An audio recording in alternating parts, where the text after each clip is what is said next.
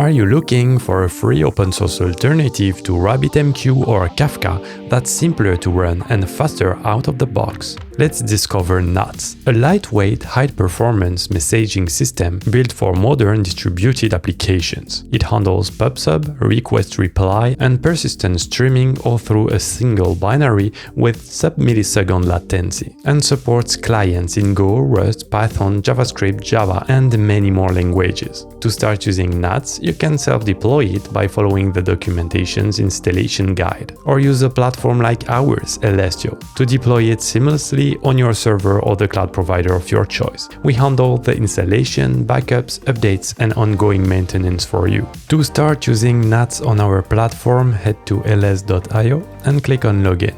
Deploy my first service, search for NATS, and select.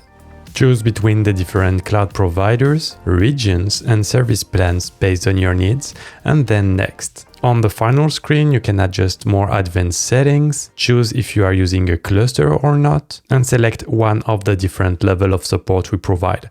The first one is free and included by default. Once you're all set, hit the Create Service button.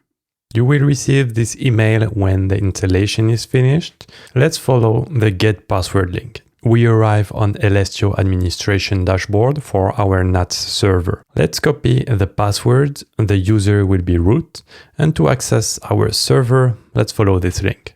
Let's type root, paste the password, and we are on our server. We can see it is up and running with this very raw UI, just showing us the different features and to check the state for each. So if you open it, you have a JSON showing you the current state.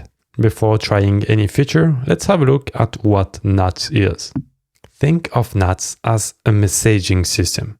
So here you have an example of how it works. You have services that publish messages about a subject, and you have different subscribers that will receive them. The NATS server in between is what we installed, and the publishers and the subscribers are your services that will be using the NATS CLI to communicate with your server. It can be your backends, your frontends, either hosted on your server or cloud servers, cloud functions. And the clients are available in tons of language. So no worries if it is compatible or not, unless you are doing something very specific. Once you have installed the CLI on one of your projects, they all leverage the different NATS commands at your disposal for communication. Let's try creating a simple Node.js project. In the mail that you received notifying you that your instance is ready, if you scroll a bit, you often have instructions based on the software.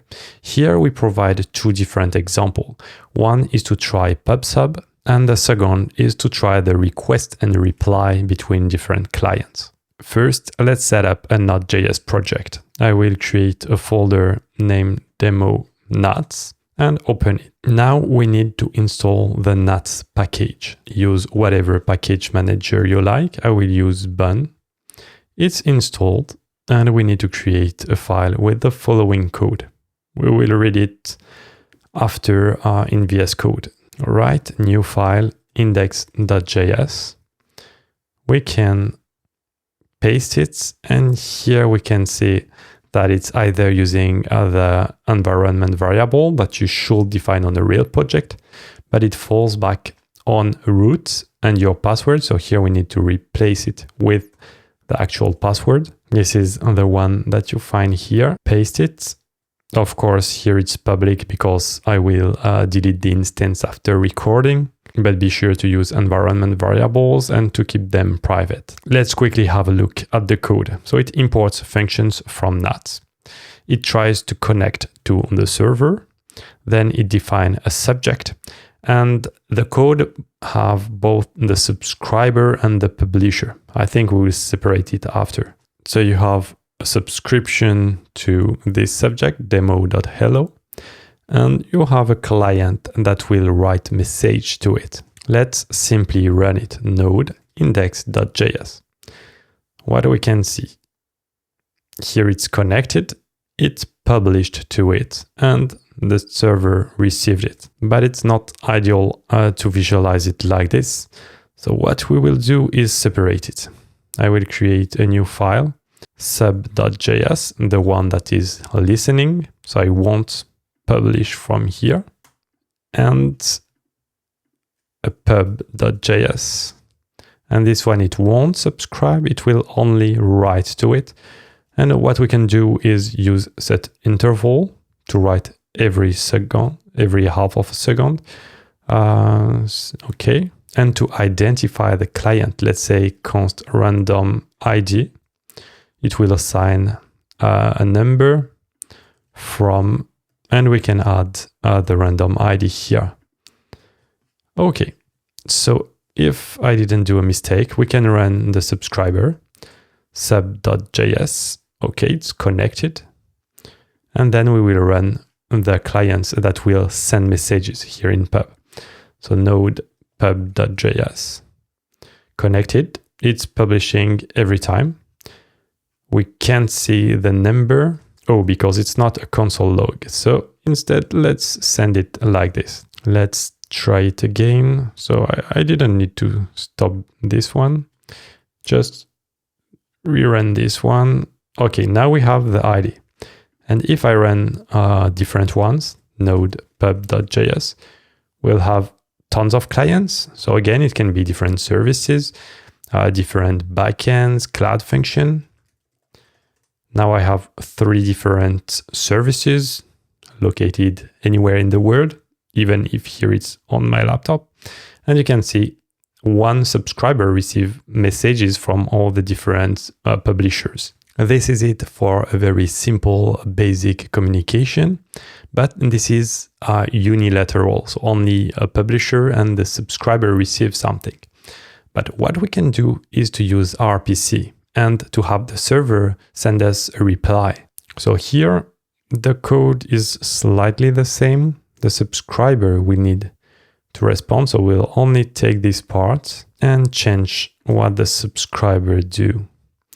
So here it's subscribe to svc.add. So the subject is also ignored. And what it does is it takes the data from the message A and B, and it responds with the sum of the 2 digits. Now let's copy the code for the client. Let's replace our publisher. And what we will do is we can only do it once. Okay, we'll keep it simple this time. You got the idea of multiple clients. We'll only send one message. So here, let's stop the server, sub.js. So here it's connected and it's listening to events. And if I run the server again, it got the reply from the server. The sum is 5 because we sent 2 and 3.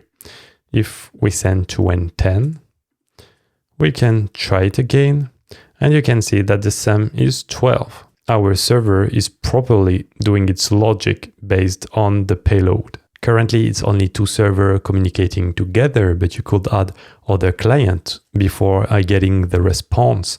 You could call another server to get a response if ever you have complex use cases. Of course, it's very simple examples and I only covered the basic features. Feel free to dive into the documentation for features that I didn't cover in this video. For example, JetStream that allow message storing and replays. Thank you for watching. We hope you enjoyed discovering NATS with us. Please hit the like button to help our channel be more visible to other open source lovers. Don't forget to subscribe to not miss our next platform overviews. If you want to continue your open source journey, watch this video, available here.